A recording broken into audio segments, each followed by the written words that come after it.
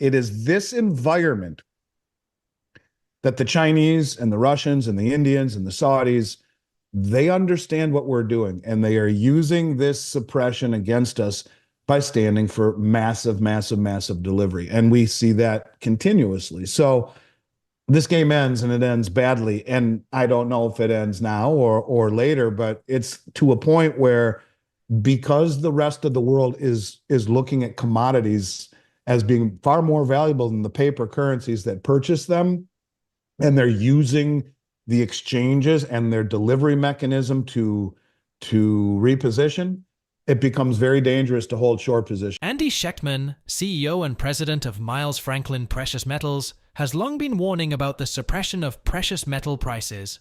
According to Shechtman, major commercial banks have skillfully manipulated gold and silver prices by controlling platforms like COMEX. These banks have perfected managing speculative flows by absorbing large buying pressures and overwhelming the market with sell orders. This tactic suppresses potential price increases, preventing market prices from reflecting the true demand for physical gold and silver. As a result, the banks maintain artificial control over the market, keeping prices low and obscuring the genuine demand for these metals. However, this manipulation is increasingly facing opposition from key global players. Countries like China, Russia, and India have recognized these tactics and are working to counteract them. These nations demand large quantities of physical gold and silver, anticipating a future where commodities will hold more value than paper money. Central banks worldwide, especially in Asia, are adjusting their foreign exchange reserves by moving away from the US dollar and increasing their gold holdings. China and India, in particular, are leading this shift by reducing their US Treasury holdings and purchasing substantial amounts of gold. As central banks and nations gradually pivot away from the dollar, the dominance of paper currencies is being challenged. Shechtman believes that if commercial banks cease their price suppression and allow the market to rise, a significant price rally could ensue, driven by an unrestrained surge in demand. As commodities become increasingly seen as a safer value store than fiat currencies, this trend could lead to major realignments in global financial markets. While Andy is uncertain about the exact timing of this shift, the potential for a profound recalibration of market values is on the horizon, with significant implications for the future of global finance. We will present clips from Andy Shechtman's interview. But before we do, please give this video a thumbs up, subscribe to the channel, and turn on the notifications bell for more videos on silver and other precious metals. Thanks for the support, and enjoy the video. What has happened with the price of gold? Price of gold and silver are managed by the commercial banks. And I mean, that's the truth of it. The commercial banks are the ones that control the price of gold. It's controlled on COMEX. That's ending because the big money across the globe understands this. The central banks have been using the Western suppression against us for a very long time. They know this. In fact, I've said before, the head of the Shanghai Gold Exchange says, you know, when the real price of gold, when China is allowed to speak at the table, the real price of gold will be observed. They talk about the new grain exchange that they just developed, the BRICS grain exchange, and they say, you know, we produce more grain and soft commodities than the West does, yet we have no control over its price. It's all controlled on COMEX. That will change with the new BRICS grain exchange. They understand that we have been controlling the paper price of all of these commodities for a very long time. The commercial banks, what they do is they suck in the speculation. They let the price run, and they will suck in all the managed money, and they'll absorb all of that buying pressure. But they have enough money where they are able to sell into a rising market. Very dangerous thing to do. Most people, when they short, think AMC and GameStop, they short a falling market and pile on, right? It's like, you know, when you played tackle football with your buddies in elementary school, everyone would jump on, you know, pile on, hog pile. Well, that's what normal people do when they sell short. The commercial banks have enough money and really unlimited amounts, and they do it in a collusive manner where they are able to absorb all of the buying pressure, let the price rise, and then start to sell and overwhelm the buying pressure and drive the price down. As they drive the price down, all of those longs and all of the options expire worthless, and you get all of the managed money that end up jumping ship. These hedge funds do not have a high pain tolerance. So as the price starts to go against them, they jump ship. When the longs sell their longs and cover their shorts, in other words, they are getting out of their short position, they're selling their longs. The opposite side is the commercial banks. They're taking those longs and they're going long. So in other words, one of these days, and I believe we're getting much, much, much, much closer to it, the commercial banks, and maybe this is the time, who knows, will flip-flop and they won't short a rising market. They will push all of the managed money to the other side of the table, as right now they're in the process of moving to that side of the table, and they won't let the price, they will not let the managed money back into it. In other words, managed money will go short. Right now, when the managed money sells their longs and buys shorts, the commercials are taking the other side, and that's what has happened. So the commercials drive the price down, they cover their shorts on the way down, they take the long positions and take the opposite side of the managed money short position, so they're net long. And the question is, will they this time let it run or not? As it goes higher and higher and higher and higher, and the managed money then flip-flops and goes into the other side, will they short the rising market? That is the question. And I think it's very difficult for these banks to consider shorting a rising market in this environment when the rest of the world is standing for delivery.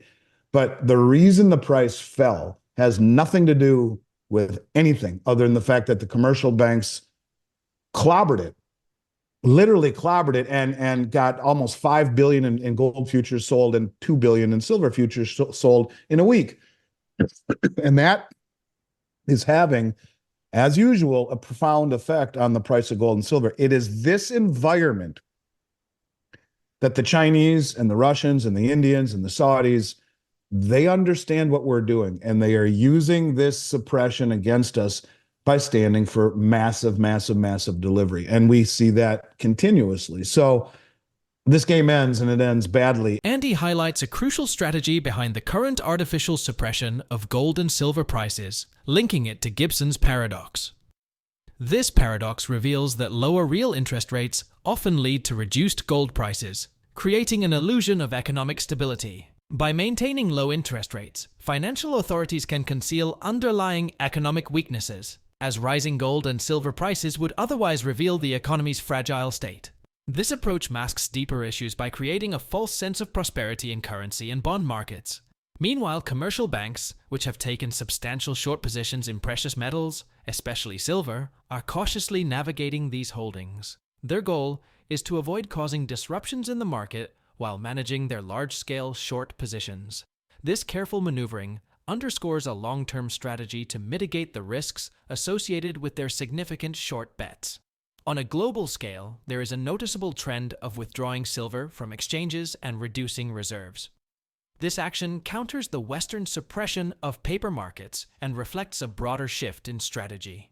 Nations and industrial players are strategically depleting their silver reserves, challenging the control exerted by major financial institutions and impacting commodity markets. It was done for something called Gibson's paradox.